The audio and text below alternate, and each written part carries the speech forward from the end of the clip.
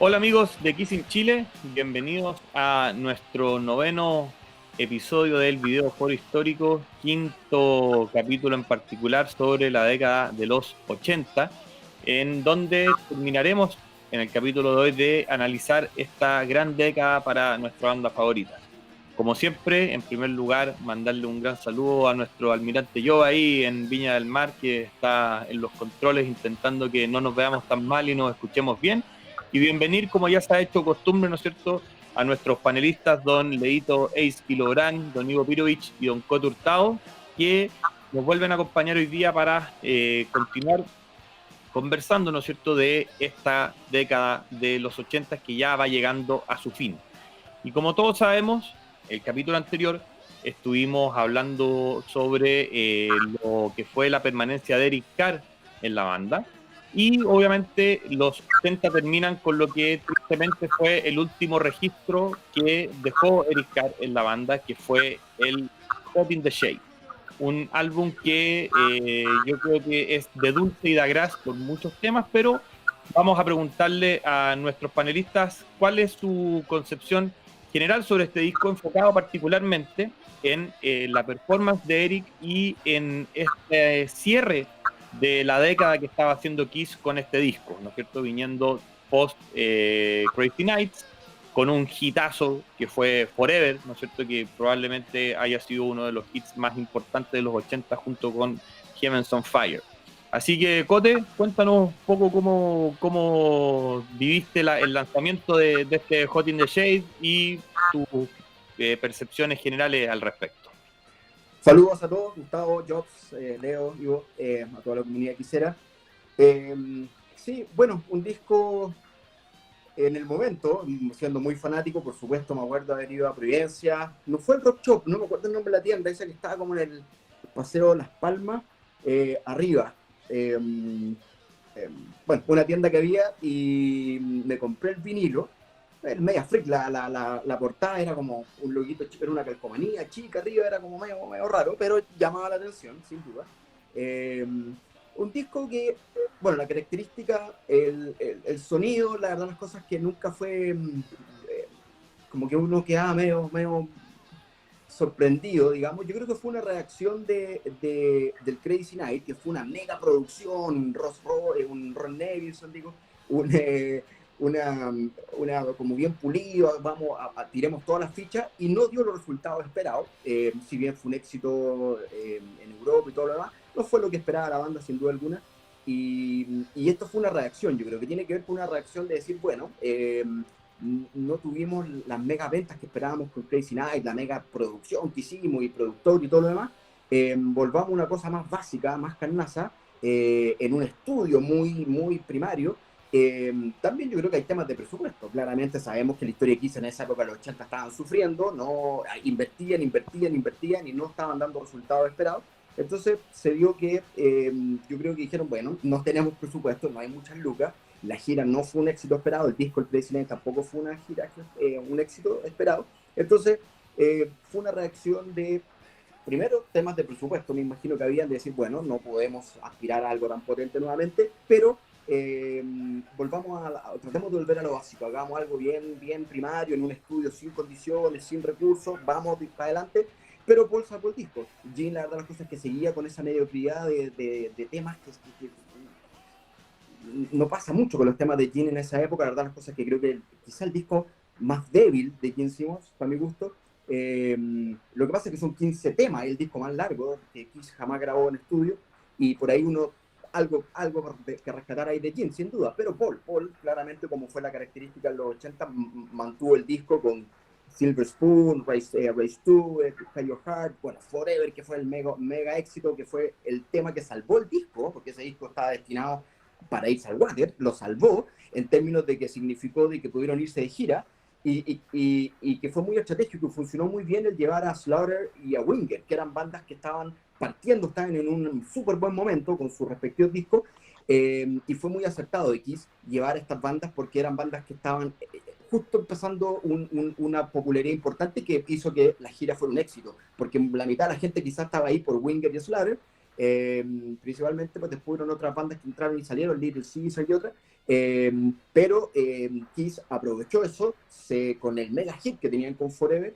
y que hablemos que Forever fue el éxito más grande que ha tenido Kiss en la historia junto con Beth, en términos de ranking, de popularidad, digamos, de alcance, y se aprovecharon muy bien. Y después, bueno, me imagino que podemos hablar, pero que la gira fue muy bien pensada, porque metieron muchos clásicos, muchos temas, entonces fue un setlist mucho más largo, con muchos buenos temas, con un look mucho más callejero, más street, más normal, entonces encajó muy bien. El disco lamentablemente ahí nomás, Gene creo que estuvo guateando un poquito, Eric Carr creo que una de las performances más simplonas que tuvo, no hay nada que a mí me destaque, más allá de Little Caesar él cantando, pero en su ejecución como baterista no hay nada que me sorprenda, que me llame la atención, y las dos cosas que yo no tenía idea, hasta años después de que había una Drum Machine. No lo supe, pero me llamó la atención, sonido débil, muy de demo, que años después supimos que eran demos que se usaron, y bueno, quedé ahí con la sensación, como decir tú, Dulce Grat, de un disco que tiene temas muy buenos, Paul sigue sobresaliendo, Eddie Carr, me parece bien que haya cerrado su trayectoria con Little Caesar, que es un hito importante, finalmente cantando, pero no es su mejor performance. Perfecto. ¿Y tú, Ivo, cómo ves o qué análisis haces tú respecto al disco en general? Bueno, hola a todos, gracias por la invitación, como siempre, Gustavo.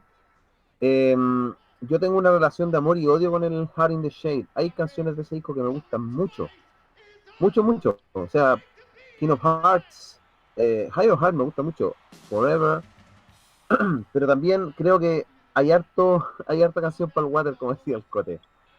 Y son justamente las canciones de Gene. Y no es porque los riffs sean malos o el beat esté malo, es porque Gene Simmons nunca ha tenido como un talento único para hacer melodías recordables. Creo que Paul Stanley es el que tiene como ese don.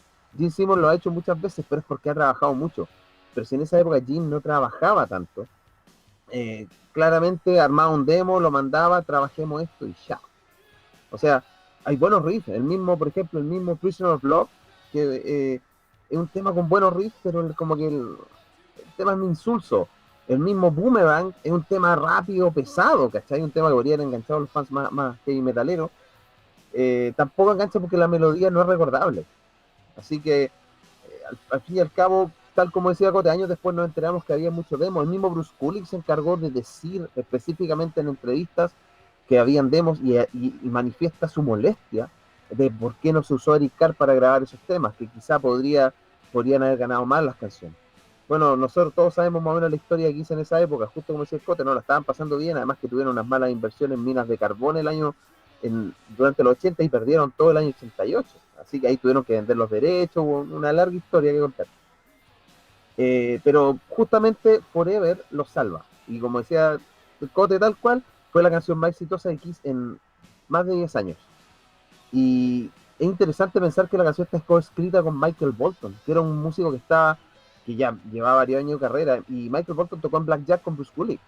Así que Bruce Kulick lleva a Michael Bolton a la banda, y él compone la canción junto con Paul Stanley, y bueno, el resto es historia. Quizás si ese disco, si los temas ya hicimos, si hubieran trabajado un poco más, la producción hubiera sido mejor y hubiera tenido menos canciones. A mí no hay ninguna canción de Paul Stanley que yo considere que es mala, horrible, como para dejarla fuera, pero de Gene, claro, hay unas que a mí no me gustan mucho. El tema es que si uno conversa con los fans, a todos los fans que sentáis en una mesa, no todos coinciden en las decisiones cuáles son las canciones más malas, según el criterio personal. Pues yo creo que ese disco con 3 o 4 canciones menos habría sido mejor, porque probablemente habría sido un disco más acotado y más cuidado. Oye, ¿consideráis que, no, eso es un tema mío, pero no sé si pensáis lo mismo, que el solo de Bruce Kulick en Forever es su mejor solo en Kiss, ¿no? ¿Sabéis lo que tiene ese solo? Yo creo que Bruce Kulick en general en Kiss hizo una súper buena labor, fue un guitarrista muy competente y tiene solos bien recordables. Lo que tiene Forever, que yo me acuerdo donde recién la escuché, como que no entendía la propuesta de Kiss de hacer algo tan acústico, porque a mí me gustaba todo Reason to Live, Forever me gusta más. Pero yo escucho el solo y el solo es tiene mucha identidad. Es una canción dentro de la canción, ¿cachai? Es hermoso el solo de Bruce Kulick, el trabajo melódico es muy sencillo, sin además sobrecargar, hacer algún barrido, alguna escala rápida, no tiene nada de eso, ¿cachai? Está todo acorde con la canción. Y por algo la canción es un éxito, es como que todos los ingredientes son precisos. No sé si es el mejor solo, pero es uno de los mejores solos Bruce Kulick en Kiss, eso es innegable. Y dice que fue First Take, además. ¿Ah, sí? Sí. Mira. Sí. Así dice. Que era primera toma y que después todas las que hizo después nunca lograron salir con esa magia que tiene el solo que uno. Para mí es mi favorito, como si tú gustabas, a mí es mi solo favorito sin duda de Bruce Kulick. Sí, muy bueno. Oye, la gira es tremenda, pero eso es un tema como aparte, porque fue una tremenda gira. Después les voy a preguntar de eso un poco, pero Leito, tú este disco también cuando lo escuchaste por primera vez, la época también, ¿no? ¿Cuáles fueron tus reacciones primarias? Y después ya con el tiempo, ya, ¿no es cierto?, poco más de 30 años de que salió, uno también tiene tiempo para masticarlo y poder digerir lo que le gusta y lo que no. Así. Hola Gus, saludos a todos, gracias por la invitación. Mira, sí, yo me acuerdo que esperaba con ansia ese disco, yo ya era fan de Kiss, entonces estaba ahí poco menos que abriendo la disquería como poco menos para entrar y comprarme el disco. Yo sí me lo compré en Rock Shop, yo de eso sí me acuerdo. Rock Shop todavía existía, así que partí para allá, ¿cierto? Y lo compré. Me acuerdo que andaba un amigo y me acompañó dijéramos, a este proceso. El disco en su época yo le di como tarro, como todos los discos en el fondo lo escuché, pero con mucha frecuencia. En principio me gustaba, lo que sí coincido con, por ejemplo, lo que lo decía el Cote, el sonido nunca me pareció como un sonido muy que te enganchara, por ejemplo. En Animalize me gustaba mucho ese sonido, el de Creatures of the Night ni hablar, obviamente, pero el sonido de Hot in the Shade siempre lo encontré como extraño. No sé, me sonaba raro. Y con el paso del tiempo yo creo que para mí ha sido el disco de Kiss que peor ha envejecido dentro de mi percepción, dentro de mi gusto. No lo escucho hace harto tiempo. Hay hartos temas que yo considero que podrían haber no estado y quizá haberlo hecho, como decía Ivo, algo más acotado. Me encuentro muy pretencioso, 15 temas, yo creo que es un desperdicio. Debería haber sido 9 o 10 y a lo mejor habría tenido un poquito más de identidad y un poquito más de carácter el álbum. Y es cierto, Forever le salvó el pellejo al disco, y es verdad. No es mi canción favorita, pero obviamente en términos de popularidad funcionó y funcionó bien. Tanto así que la gira de este disco, que hemos hablado, ¿cierto?, que fue extensa y se veía bastante buena en el sentido de la puesta en escena, comenzó en mayo del 90. Y eso se debió principalmente a que estaban un poco expectantes de cómo se movía esta cosa, ¿cierto?, de las preferencias de la gente. Y cuando vieron que Forever obviamente levantó el disco, dijeron ya, ok, vámonos en gira y obviamente montaron el espectáculo y hicieron la gira. No sé, yo creo que es como un disco extraño para mí. Yo no es un disco al cual yo recurra constantemente hoy en día. Sí lo hacía antiguamente, pero insisto, yo creo que hicieron mucho con los 15 temas, era demasiado. Y además el hecho de que fueran demos y no fueran trabajados, yo creo que también como que pasó la cuenta al final. Yo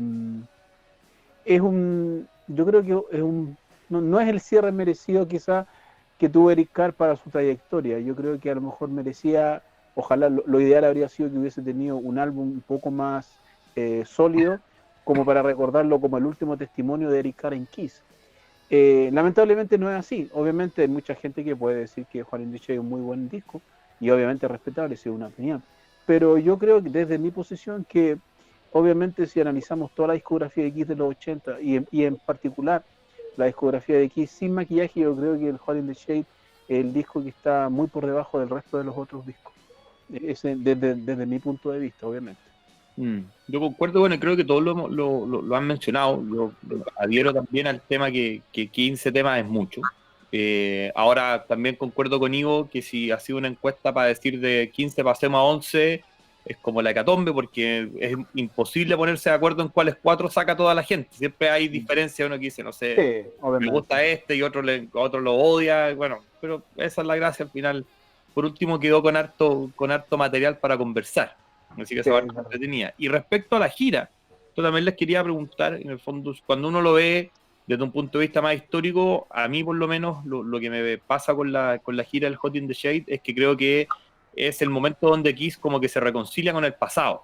que es como que agarra la herencia de los 70 completa, la trae al presente con muy buenas versiones, rescatando temas que a lo mejor no eran tan tocados, ¿no es cierto? Porque obviamente siempre hubo temas de los 70 que nunca salieron del setlist con justa razón, pero acá como que rescataron más temas extraños o más temas como deep cuts, podríamos llamarlo, y eso también empezó a hacer que la gente o que los fans empezaran como a volver. Además, lo que señalaban también esto con tener buenos teloneros, que fue algo que Kiss siempre supo hacer muy bien, en el fondo hacer que el paquete del show fuera potente, ¿no es cierto? No solo por Kiss, sino además por la banda que los acompañaba.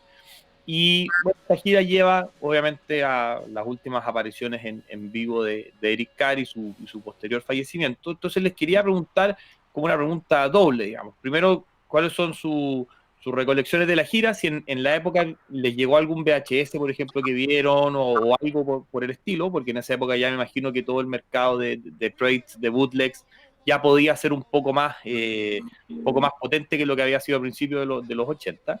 Y por último, también la segunda parte de la pregunta es cómo se enteraron ustedes de la muerte de Eric Carr, ¿no es cierto? Que a pesar de que hablamos en ello el programa anterior, que queda bien insertarlo en esta parte como para poder darle un cierre a esta década. ¿Por tu lado, Cote?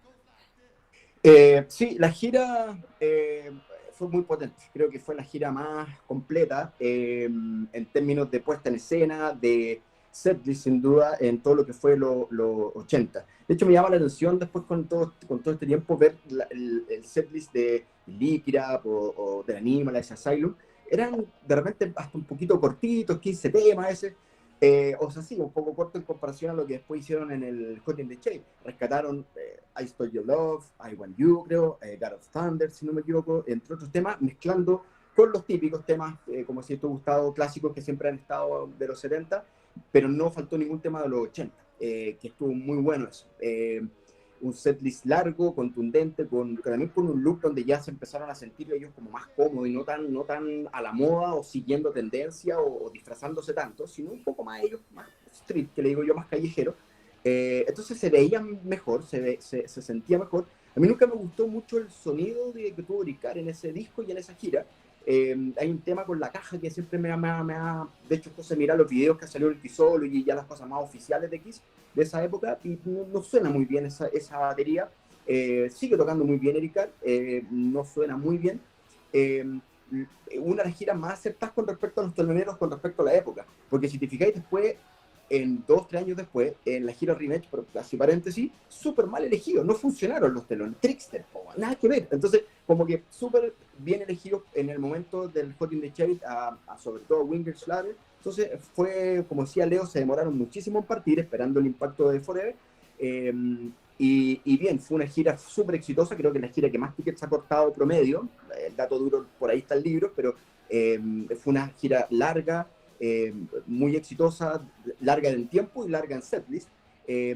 Lamentablemente hubiéramos esperado que eso hubiera sido la Live 3 para cerrar el ciclo de los 80, cerrar que Eric Carr hubiera estado esa formación en una live oficial, y creo que representa mucho mejor lo que fue la Live 3 posterior, pero bueno, esa es otra conversación, porque al final igual faltaron temas del Crazy Night o del Asylum en lo que fue la Live 3, y era el momento para haber grabado, pero bueno, no se dio lamentablemente. Fue una muy buena gira. Y Eric Carr, yo no creo que fue, alguien me comentó, o lo leí en alguna revista, la verdad las cosas que no me acuerdo muy bien. Sí me acuerdo de la sensación de impacto, de tristeza, de como no entender muy bien que wow, se había muerto, porque habíamos escuchado por ahí que estaba mejor, que la situación no estaba tan complicada, y nada, me acuerdo ahí de estar muy triste, haber llegado a escuchar Kiss a la casa y comentarlo con los amigos que hicieron, Montaldo y algunos más que teníamos, César. No te escuchaste esta weá, se murió Eric Carr. Sí, pues triste, y me enteré, es que no me acuerdo si fue por algún, tiene que haber sido por un, no me acuerdo realmente si fue por algún medio local, como bien decías tú, ya en esa época había más información. Y bueno, fue triste, y yo no vi hasta años después material en vivo. A mí no me llegó ningún bootleg, yo me quedé hasta como el Crazy Nights, tenía material audiovisual. Años después vi material del Hot in the Shade en video de la gira. Me tomó un par de años, pero creo que fue la mejor gira, la más exitosa, la más contundente. Buena. ¿Y tú, Ivo? A ver, respecto a gira, yo el año 92, cuando ya había salido Revenge, me acuerdo de haber visto el Detroit. Me parece que la primera noche, la de mayo, porque está la noche de mayo y la de octubre, son las que están disponibles de la gira del año 90. Curiosamente, cuando Leo mencionó que en mayo del 90 salieron de gira, ¿sabéis que eso salió en un diario local? No me pregunté en cuál, pero salió en un diario. Y me hace mucho sentido que hubieran estado esperando para ver cómo reaccionaba la gente con el disco. Pero que eso haya salido en un diario local, quiere decir que fue algo que difundió probablemente la banda, que estaban esperando para salir de gira en mayo. Sobre todo en una época donde todavía algunas bandas sacaban un disco por año. ¿Cachai? Eh, a mí me encanta la gira con Shake, coincido con el tema del sonido, quizás no cuidaron el sonido de la mesa. Recordemos que tenéis la mesa de sonido con la mesa además para los retornos. No sabemos exactamente cuál mesa, cuál sonido el que salió para las versiones que hemos visto nosotros. Incluso a veces eso mismo lograban los teatros, que como Hall, que el Palace, etcétera. Me encantaría haber visto esos sonidos, o sea, esa gira con un mejor sonido. Coincido en que la Live 3 debería haber sido máximo hasta el Holiday Shake, no el Revenge. Y una cosa curiosa que no mencioné antes respecto al disco, es que es un disco de transición, es un disco que no suena tan ahora, tiene un par de temas de esa línea, como pop rock o soft rock, como se le decía en esa época, pero es un disco también con sonido más crudo, no suena como el Crazy Night, y no es solo los riffs, el estilo es una transición entre Crazy Nights y Revenge, de todas maneras. Eh, Me gusta esa gira. El setlist ya lo comentaron todo, es espectacular la selección de temas. Además, Deuce ya lo habían rescatado, al igual que Was Me For Loving You, lo habían rescatado en la gira de Crazy Nights. Así que ellos estaban como dándose cuenta que tenían que apuntar para otro lado. Y todo eso probablemente, como lo comentaba en el programa anterior, fue producto del Expo. Respecto a la muerte de Eric Carr, algo comenté en el programa anterior. Me enteré 2 días después. Él murió el día domingo, igual que Freddie Mercury. Yo era muy fan de Queen, soy fan de Queen desde chico, pero probablemente en esos años se me ha incrementado el fanatismo por Queen. Y lo empecé a escuchar después. Y claro, me contó un amigo, el Antonio Ceballos, me contó después de todo, como más de 24 horas especulando que habían rumores de que se había muerto un integrante X. Y tenía un examen en el colegio, me fue pésimo, estaba en segundo medio en esa época. Y fue triste. De hecho, una compañera no entendía por qué estaba llorando por la muerte de Ricardo, estaba triste en el colegio y después me pidió disculpas porque entendía que yo era fan de Kiss, ¿cachai? Pero dolió. Y me dolió más que la muerte de Frey en ese momento porque Eric Carr era mi batero favorito. No, con los años igual eso ha cambiado, pero en ese momento era mi batero favorito, todas las bandas que me gustaban, ¿cachai? Así que dolió. Y fue cuático porque yo tenía amigos más viejos que escuchaban Kiss de antes y un par de amigos me dijeron, oye, a él no le digáis nada de la muerte de Eric Carr, porque este loco está muy deprimido. Amigo más viejo, estaba hablando de gente que tiene 10 años más que yo, ¿cachai? Y en el medio rockero como que a Eric Carr lo respetaban harto y bueno, no hay ni que comentar cómo no hay que respetar lo que hemos dicho de que Eric Carr era un integrante muy querido. Así que eso en realidad remeció al fandom quisero. ¿Y tú, Leito? A ver, con respecto a la muerte de Eric Carr, voy a partir con esa. Yo me acuerdo que me enteré al día siguiente.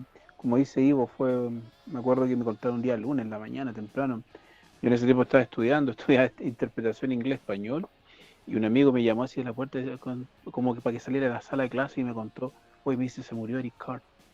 Y yo, claro, me hizo sentido por el hecho de que sabía que estaba enfermo, que había estado enfermo, que había sido operado, qué sé yo, pero tampoco tenía muchos detalles de su salud en general.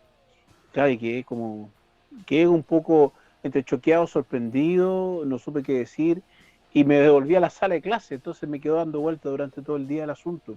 Claro, y después con el tiempo uno empieza como a aquilatar más la situación y, claro, extraña mucho a Eric Carr en el sentido de que era un buen tipo, era como un tipo afable, ¿verdad? Que lo hemos comentado anteriormente, y tenía buena relación con los fans, y además que obviamente musicalmente también era un aporte para la banda. Así es que fue una gran pérdida y obviamente siempre fue opacada por el hecho de haber coincidido con la muerte de Freddie Mercury, es decir, no hubo una cobertura muy amplia a su deceso, porque obviamente Freddie Mercury ocupó las portadas y ocupó gran parte de la atención. Entonces lo de Eric Carr quedó relegado a un tercer plano quizá, en muy poco se informó. Me recuerdo también que Gene, Paul y Bruce firmaron una declaración donde me parece que era contra la Rolling Stone, no sé, Sí. también si fue equivocado, donde decían que lamentablemente le habían dado muy poca cobertura, es decir, que en el fondo se quejaban de la poca importancia que se le daba a Eric Carr como músico en el fondo y lo poco que se le reconocía. Y todos sabemos que la revista Rolling Stone no es una revista que obviamente sea muy condescendiente con Kiss, ni con Rush, ni con otras bandas, sino que ellos son de otra cuerda, ¿verdad? Y Kiss nunca ha sido santo de su devoción. Por lo tanto, esa vez ese reclamo tenía como por objeto un poco reivindicar la figura de Eric Carr como músico. Pues en el fondo estaban diciendo, respétenlo porque realmente era un músico de trayectoria y ustedes ni siquiera han sido lo suficientemente, ¿cómo se llama?, capaces de darle un reconocimiento que él realmente se merecía. De eso me acuerdo mucho. Y hablando un poco de la gira, bueno, la gira yo me acuerdo, yo tenía el video de Detroit del año 90, me llegó en ese tiempo, no me acuerdo con quién, con alguien me mandó el video, la cosa es que me llegó en esa época, lo disfrutaba mucho, me acuerdo.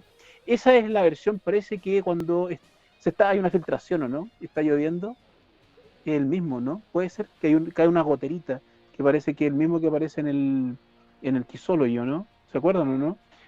Corríjame si estoy equivocado, pero parece que hay una filtración, una gotera del piso, no sé, del techo, una cosa extraña. Y yo me acuerdo que lo vi bastante ese video. Y también el sonido era bastante particular, la caja, me acuerdo de Eric Carr sonaba, era medio raro el sonido. Las guitarras obviamente sonaban un poco distante, a veces sonaba más el bajo de Jim que la guitarra. Sí, era raro el sonido. El set list era bien particular, era una amalgama bastante buena entre 70 y 80 hasta ese momento. Yo creo que se equilibraba bastante, incluso mejor que la segunda parte del Crazy Nights. Under the Gun aparecía por ahí también en ese set list. Convivían bastante bien canciones como Shout It Out Loud, If It's Like a Glove, ¿cierto? Yo creo que era un bastante buen set list y bastante largo el show. Como decía Cote, eran show bastante extenso y casi 2 horas más o menos. Eran bastante largos. Y en términos parece de que de las audiencias en el sentido de convocatoria fue bastante bueno en general, ¿verdad? Salvo algunos shows que no tuvo tanta convocatoria, pero en general le fue bastante bien. Pero obviamente el álbum dejó una sensación extraña. Pero la gira por lo menos creo que salvó esa parte, al menos con esa sensación me quedo yo, que por lo menos la gira estuvo a la altura de las circunstancias y pudo ser un buen cierre como para la década, sin lugar a dudas. Oye, y otro tema que se me había olvidado preguntarle, respecto a la información más que de la apreciación, es que entre medio de todo este como época media turbulenta o tumultuosa de Kiss, ¿no es cierto?, con tantas cosas, sucede también la gira solista de Paul Stanley en Estados Unidos, ¿no es cierto?, que no son tantas fechas, lamentablemente no hay tanto registro, o sea, de hecho hay muy poco de esa gira, más allá de fotos, algunos videos. Creo que hay solo un show completo, me parece, en audio, en video, entiendo que no hay mucho material. Ahí ya salió un libro que creo que tú también lo tienes, Leo, y Cote, creo que tú también, el de la gira Paul Stanley en solitario, que sacó la Kizarny España, sí, que es un documento muy, muy bueno. ¿Y ustedes se enteraron de esta gira o de repente con los años después supieron que existió, Cote? Sí, yo tengo tengo un Ritz, por ir a mirarlo ahí, estoy mirando los VHS, pero creo que es un Ritz, puede ser un video, pues sí. Son 2 cámaras, y con sonido de mesa. Sonaba bastante bien, de hecho. Y bueno, claro, ahí yo me acuerdo, porque yo, Hot in the Shade, claro, yo tengo que me tiene que haber llegado un video como el Detroit y todo lo demás, como tiempo después, no sé. Pero yo tuve al poco tiempo tuve un Paul Stanley, que todavía lo tengo por supuesto en VHS, en Nueva York, y qué impresionado, onda, de hecho me llamó, me acuerdo, a ver, quedado impresionado con Eric Singer, onda, wow, este tipo cómo toca, era una máquina impresionante, yo ya cachaba Badlands, lo que había hecho con Badlands sobre todo, y me llamó muchísimo la atención, y bueno, ahí Bob Kulick y todo lo demás, pero los temas que tocaba, cómo rescataba temas solistas, otros temas, bueno, sus propios temas en Kiss, por supuesto. Entonces, no, fue increíble, fue una muy mini gira. Al final Paul estaba chato, de Gene haciendo todos sus proyectos de cine, de producir bandas, de management, y todo como a medias, ¿cachai? Gene así como tratando de hacer todo, pero todo a medias, realmente no tuvo ninguna cuestión, una revista, como que algo que tuviera mucho impacto, como que Gene quería estar en todas.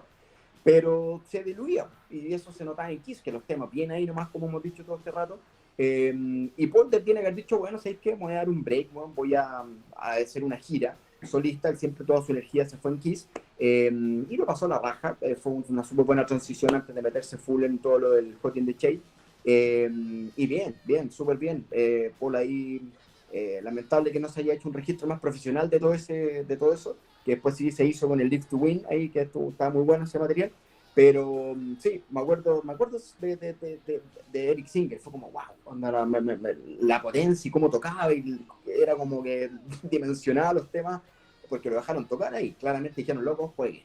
Un poco lo que pasó también con Kiss en la gira Revenge de Dave 3, tocaba increíble, o sea, lo dejaron tocar, ahora lamentablemente lo tienen muy controlado.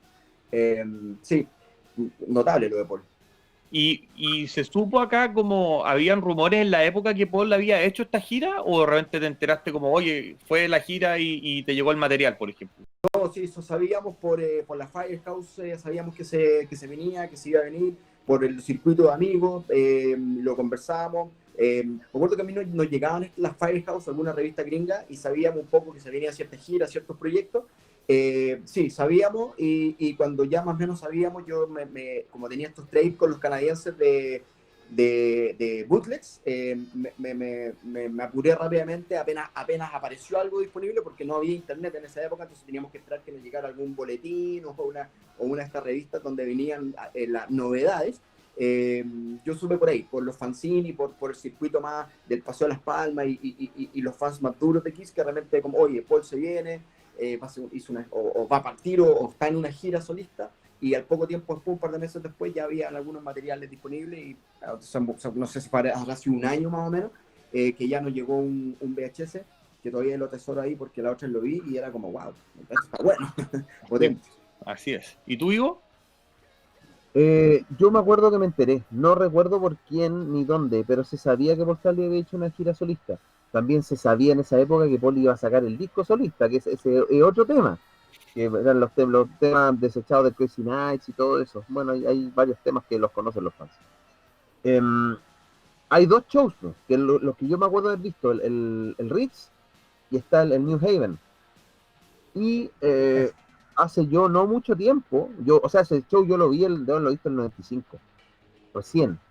Pero hace no mucho tiempo, de hecho en el verano me di cuenta que había una versión del New Haven con tomas adicionales desde el público. Es como que alguien andaba con una cámara y pescó el show que todos habíamos visto con la cámara frente al escenario y le hizo una edición, que está en YouTube, para que lo busquen. Y sabéis que ellos siempre lo comentábamos con amigos, con el Claudio también, siempre comentábamos cómo sonaba esa banda, man. Porque sonaba mejor que Kiss en la gira de Crazy Nights, eran los mismos temas, más encima por se dio el gusto de tocar Let's Put the Air in Sex, y tocar High or Hard antes de que saliera el Harry Shake, porque esos temas salen en esa gira, y más encima con las voces de apoyo, que casi todos cantaban excepto Bob Cooley, y los tremendos coros, la banda sonaba monstruosa, man. Y Paul podría haber hecho un disco solista con esa banda y yo creo que le habría ido bien. Pero sí, yo me enteré, pero no me acuerdo exactamente cómo fue que salió el comentario. Probablemente por amigos quiseros, entre amigos de acá de la quinta región o de Santiago y todo eso. Pero sí se supo lo de la gira de Paul. Y metió harto ruido dentro del circuito rockero, porque creo que fue harta gente a verlo, pero desgraciadamente no hizo mucho show. Pero eso, sí se supo lo de Paul. Trascendió, digamos, a nivel de fans. Buenísimo. ¿Y tú, Leito? Sí, yo me acuerdo en la época de haberme enterado de la gira de Paul, esta gira de los clubes, ¿verdad? Por la Firehouse, me acuerdo que salían ahí salía todo dijéramos, el itinerario que tenía Paul de arenas, no, arenas eran clubes realmente, donde se iba a presentar. Me gustó mucho porque yo me acuerdo que vi el video hace mucho tiempo, cuando no llevaba mucho tiempo ya cuando había terminado esta gira por Stanley, cuando no sé por qué me llegó a las manos el video y lo pude ver. Me parece que es el de New Haven, el que mencionaba Ivo. Se veía muy bien, sonaba bastante bien. Y lo que obviamente más me gustó fue el hecho que pudo rescatar temas del solista del 78, como Tonight You Belong to Me, Wouldn't You Like to Know Me y Goodbye, que es una de mis favoritas, ¿eh? Y que salían muy buenas versiones. Y obviamente el hecho de que yo creo que se dio un gusto y también fue una especie de terapia para Paul Stanley, para un poco, liberar un poco de tensiones. Yo me acuerdo que en aquella época incluso hasta por ahí había rumorcillos que decían que Paul Stanley a lo mejor seguía su camino propio y cosas por el estilo. Pero al final no fue nada más que un trascendido y que obviamente le sirvió un poco para mostrar su material y cómo se llama, y salir un poco de la presión que era Kiss en ese tiempo, porque en el fondo él estaba trabajando prácticamente solo. Todos sabemos ya cómo era Gene en ese periodo, ¿verdad? Que era una especie de intermitencia en Kiss. Y yo creo que ahí él obviamente se dio un gusto, se mostró un poco más solo y obviamente yo creo que tuvo bastante buenos resultados. Obviamente fue una gira que no tenía mayores expectativas, sino que presentarse en lugares bien, bien pequeños con gente, dijéramos, que fuera a apreciar realmente lo que Paul hacía, y fue bastante bueno. Lo que decía Ivo, la banda era muy buena, era muy interesante ver a Bob Kulick en acción, ¿verdad? Eric Singer, obviamente, Gary Corbett me parece que era el tecladista, ¿cierto? Sí. Gary Corbett, sí. Que después también formó parte de Kiss en algunas cosillas ahí en vivo, también colaboró algo con Kiss. Y sí, bastante productiva esa gira. Yo creo que le sirvió a Paul un poco para tomar aire y darse un impulso, ¿eh? Para seguir adelante con todo lo que se vino después, sin duda alguna. Exacto. ¿Y hay a comentar algo, Cote? No, estaba escuchando atentamente ahí a los chiquillos, pero sí, notable lo de Paul. Sí, bueno, y con esto yo creo que ya hemos hablado en el fondo de todo lo que es estos años, ¿no es cierto?, bien particulares, bien, ¿cómo se llama?, de harto movimiento para la banda, ¿no es cierto?, en cuanto a integrantes, en cuanto a un cambio de look, cambio de sonido, las luchas que tuvieron también, ¿no es cierto?, para sobrevivir en un ambiente mucho más competitivo y distinto al que ellos tenían en los 70. Y para ir ya cerrando un poco esta década, quería preguntarle como cuál era su visión general de, más allá de los álbumes en particular y de los temas, ¿no es cierto?, de lo cual ya hemos conversado largamente en estos 5 capítulos, con qué concepto o con qué idea de cierre, digamos, se quedan ustedes sobre la década de los 80 para Kiss, digamos. Hablando de la década de los 80, no cronológicamente desde Unmasked, ¿no es cierto?, sino que desde Lick It Up en adelante, que es el periodo de tiempo que hemos tratado de abordar en este video foro, ¿no es cierto? Y ahí, en el fondo, la idea es preguntarles a ustedes cuál es su idea como de cierre sobre esta década, y también, en el fondo, cómo creen ustedes que esa década impactó, ¿no es cierto?, en Chile en particular, digamos. Si es que hemos visto impacto de algunos temas en particular, ¿no es cierto?, pero en el fondo la idea es que ustedes nos puedan comentar desde su punto de vista, viendo esto ya como un todo, ¿qué impacto creen que tuvo en Chile esta década, ¿no es cierto?, para Kiss y para los fans de Kiss en el país? ¿Cote? Sí, yo diría que reinvención, adaptación, poder seguir y sacarse la pintura y poder, todo esto significó, claro, poder una banda nueva, supieron adaptarse bien si bien no eran ya los pioneros, eran parte de, pero en algún momento entre el 84, 85, 86, por ahí tuvieron un pic importantísimo de popularidad.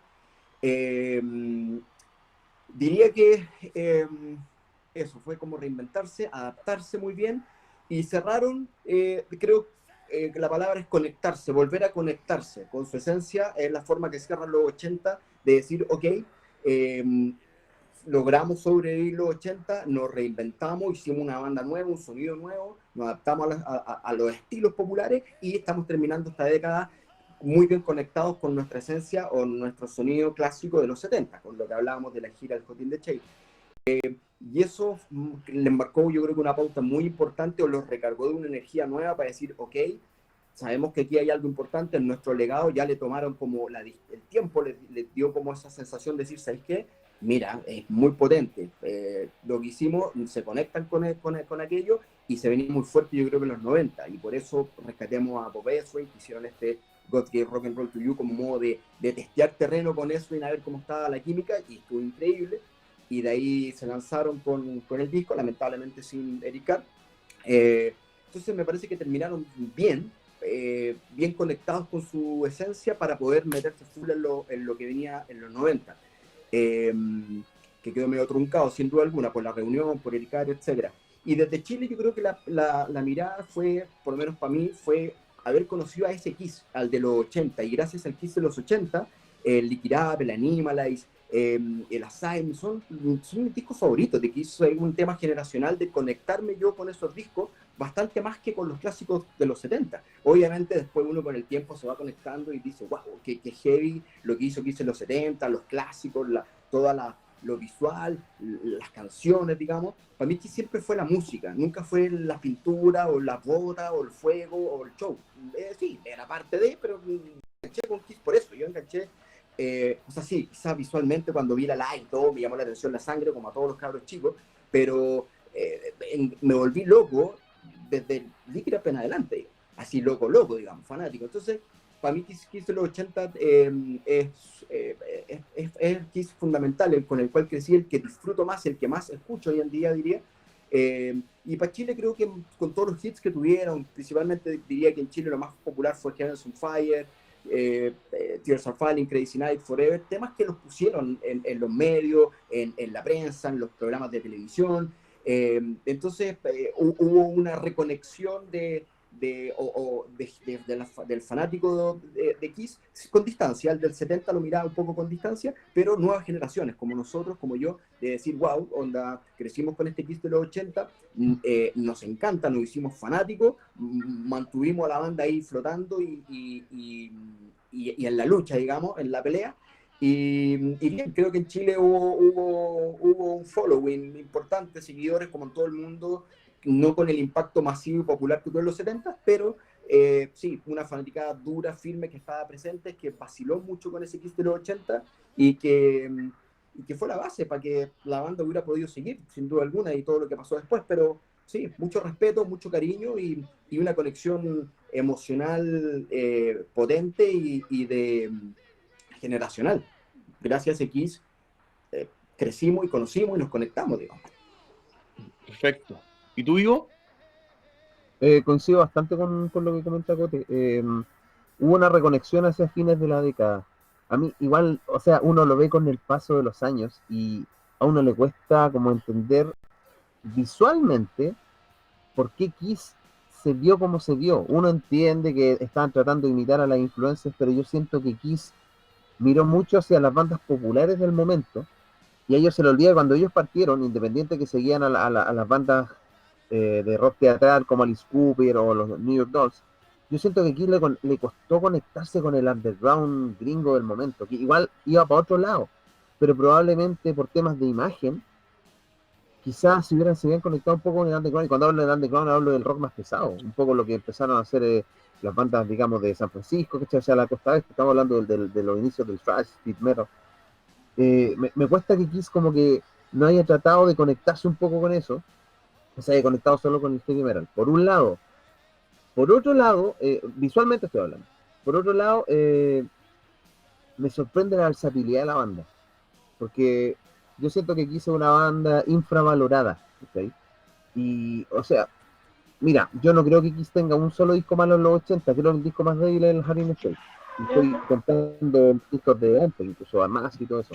Y así todo, tú decís, ¿cómo crees que una banda puede sacar tanto disco tan variado y con tal nivel de calidad de producción, ¿cachai? Obviamente no estamos diciendo que Kiss sea Queen o que Kiss sea David Bowie por un tema de versatilidad musical, pero a mí me sorprende la versatilidad musical, independiente de que haya habido una línea muy clara entre el Lick It Up y el Asylum, ¿cachai? Pero no deja de sorprenderme eso. Y eso me lleva un poco a que no deja de sorprenderme que mucha gente no conozca, no haya conocido en esa época los temas clásicos de Kiss de los 70, pero sí conocieran mucho los clásicos de los 80. Crazy Nights, incluso mirando para atrás, Hands on Fire, Shandy es una canción que me acuerdo mucha gente la conocía y cuando yo recién ya llevaba como un año y tanto escuchando Kiss, cuando recién me conseguía más, mucha gente ya me había hablado de esa canción, yo la había visto un segmento en un video. ¿Qué pasaba ahí? ¿Por qué Kiss no había logrado conectarse con la gente que ni siquiera era fan del rock? Esa es una cosa también que me llama mucho la atención. Por eso digo, Kiss da como para conversar muchos aspectos. El Elder, el Creatures, el Lick It Up, Asylum, el Harry and Shake son todos discos igual bastante distintos dentro de una línea. Y eso no lo hace cualquier banda. No cualquier banda puede salir airosa experimentando tanto y tratando de adaptarse a los tiempos. Yo creo que es súper válido que hayan bandas como AC/DC o Motorhead o incluso Iron Maiden que tengan una línea estilística clara. Iron Maiden lo metí porque es una banda de heavy metal, aunque es bastante más versátil que Motorhead y que AC/DC. Pero no es que llamar la atención que Kiss es una banda súper mal mirada, siendo que artísticamente, aunque haya sido por razones comerciales, eh, sean como mal mirados. Hasta como que me duele, no me duele a la gente no le guste. Me molesta que el fan del rock como que no los valore, ¿cachai? Porque siento que hay un trabajo súper fuerte detrás de eso. ¿Y tú, Leo? A ver, yo creo que para mí esta etapa, dijéramos, de los 80 sin maquillaje yo creo que tiene dos periodos claramente, por lo menos para mí. Del 83 al 85, yo creo que por lo menos lo que más me gusta a mí, liquidaba Animalize Asylum. Y ahí, coincidentemente, hay un vacío, el año 86, que no hay producción discográfica, ¿verdad? Y después empieza con Crazy Nights, Matches, Thrashes and Hits y termina con Hot in the Shade. Yo creo que son dos etapas bien marcadas. Eh, yo tomo mucho lo que dicen los muchachos, ¿eh? Hay hartas cosas aquí como para rescatar. Si bien es cierto, Kiss no estaba en el pináculo, ¿cierto? Pero yo creo que hay dos aspectos que son sumamente valorables de esta época. Uno es la sobrevivencia, sobrevivió a todo, no es fácil, ¿eh? No es fácil después de haber estado arriba, en la cresta de la ola, bajar y seguir presente y hacer cosas. Y lo otro que yo creo que también sirve mucho es la reivindicación. Y reivindicación no para los fans, yo creo, sino que para el mundo en general, que Kiss no era solamente espectáculo, también era música, también tenía sustancia, ¿eh? Yo creo que lo que dijo Ivo es muy válido. Si tú analizas la década del 80, yo creo que no existe alguna banda que tenga una, una discografía tan ecléctica como Kiss en una sola década. Toma en cuenta desde las más The Elder Creatures of the Night. Ahí tenéis tres estilos sumamente definidos, distintos de música. Después viene el periodo, obviamente, con Lick It Up, Animalize Asylum. Después tenemos Crazy Nights, ¿cierto? Algo más ahora, ¿verdad? Terminamos con Hot in the Shade. Yo creo que, para bien o para mal, eso te demuestra que las bandas que saben hacer música son capaces de, en el fondo, adaptarse y tratar de ser, dijéramos, tratar de interpretar, porque bien decían los muchachos, a lo mejor no leyeron 100% dijéramos, la movida del momento, pero sí trataban de adaptarse a lo que estaba en ese momento siendo parte de un sonido más masivo. Y ellos trataban desde su perspectiva hacerlo. Yo creo que fue más que decorosa esta década para Kiss. Si bien es cierto, no fue, dijéramos, de grandes ventas, pero sí, obviamente tuvo una transición bastante digna, yo diría. Es curioso, ¿eh? Pero mucha gente de mi edad en esa época, que no eran rockeros, obviamente, conocían muchas canciones de Kiss que eran los hits de la época. Y eso te da a entender que a pesar de que era una banda que a lo mejor no estaba en popularidad, por ejemplo, con Motley, con Def Leppard, con Bon Jovi, qué sé yo, la gente lo ubicaba. Sabía que existieron antes, que se maquillaban y todo lo demás, pero que todavía seguían y habían canciones que identificaban y la gente las sabía que eran de Kiss. Crazy Crazy Night, Heaven's on Fire, Forever, etcétera. Eran canciones que el inconsciente colectivo de la gente de los 80 sabía perfectamente que era Kiss. Yo creo que dentro de toda esa vorágine, ¿verdad?, que fue en los 80, Kiss hizo su papel y yo creo que lo hizo bastante bien. Y yo creo que a los fans, de una u otra forma, no les puede parecer indiferente los 80. A ti te pueden gustar mucho los 70 como a mí, pero tampoco puede ser, dijéramos, no valorar la década de los 80, porque mal que mal, si después volvimos a gozar con Kiss del 96 en adelante, es porque hubo un puente. Y ese puente entre los 70 y los 90 lo hizo justamente esta década de los 80, que es una década que también Kiss mismo reniega un poco, ¿cierto? No es material recurrente dentro de su entrevista hablar mucho de eso. Y obviamente no debería ser, porque mal que mal es parte de lo que es una cadena más dentro del eslabón, un eslabón más dentro de la cadena que le permitió llegar hasta donde están hoy en día. Yo creo que también es una pieza importante dentro de la historia. Yo creo que merece un valor también dentro de toda su historia, que es muy larga. La década de los 80 es importante, sin duda alguna. Sí, buenísimo. Oye, Gustavo, también un dato no menor, que para bien o para mal, hoy en día, 2020, la forma de consumir música es streaming. Es la forma de medir el streaming. Ya uno no lo mide tanto, bueno, también por tickets cortados, que sabemos que Kiss, por su legado clásico, corta harto tickets, digamos. Pero Y tú miráis, por ejemplo, Spotify, que es el más grande, plataforma de streaming del mundo, que uno entendería que se conectan principalmente gente más joven, pero también igual más viejo como nosotros, aunque nosotros somos más de coleccionar el vinilo, el CD. Pero lo que voy es que tú miráis Spotify, que Kiss tiene como más de 8 millones de escuchas mensuales, y un análisis no menor porque te habla de la trascendencia de los 80, es que de los 10 temas más escuchados de Kiss, que lo hablábamos la otra vez, hay 4 del top 10, de todas las canciones que tiene Kiss. Del top 10, 4 son de los 80. Forever, Lick It Up, Heaven's on Fire y Crazy Nights. Son temas que están en el top 10 y si no me equivoco, Heaven's on Fire y Lick It Up están dentro de los 5 temas más escuchados de Kiss, ahí con I Was Made for Loving You, Rock and Roll Night y Detroit Rock City. Entonces, ahí tú decís, wow, onda, le tomáis el peso a decir, los 80, compadre, con el tiempo han agarrado mucho valor y van a agarrar muchísimo más valor con el tiempo, aún más. Entonces es un dato no menor de valorar que las nuevas generaciones o generaciones más amplias, hoy en día la forma que se consume música es a través de plataformas de streaming, y quizás está ahí con estos temas de los 80 súper bien destacados. A mí me llamó la atención. Sí. Y última pregunta, porque ya estamos, sé que estamos en el tiempo, pregunta muy corta. Si hubiesen podido agregar, más que cambiar, agregar algo a la década de los 80, si ahora como que viendo todo lo que fue la discografía y todo, y le pudieran decir, ya sabes qué, podemos con el paso del tiempo decir, faltó este ingrediente para haberla hecho así como full, ya totalmente en el campo de la ficción. ¿Qué es lo que Alive hubiese? 3. Alive 3. Yo también, tío. A mí ¿Ah? también sería, para mí también sería Live 3. ¿Y ustedes, Leo y Ivo, qué opinan? Yo ¿Qué no piensan sé, ustedes de eso? yo habría tratado de buscar alguna forma, no sé, de no haber perdido a lo mejor esa impronta que tenía, por ejemplo, Gene Simmons. Yo insisto en el tema, yo creo que Gene perdió harto cuando se sacó el maquillaje y como que se nos extravió Gene como personaje.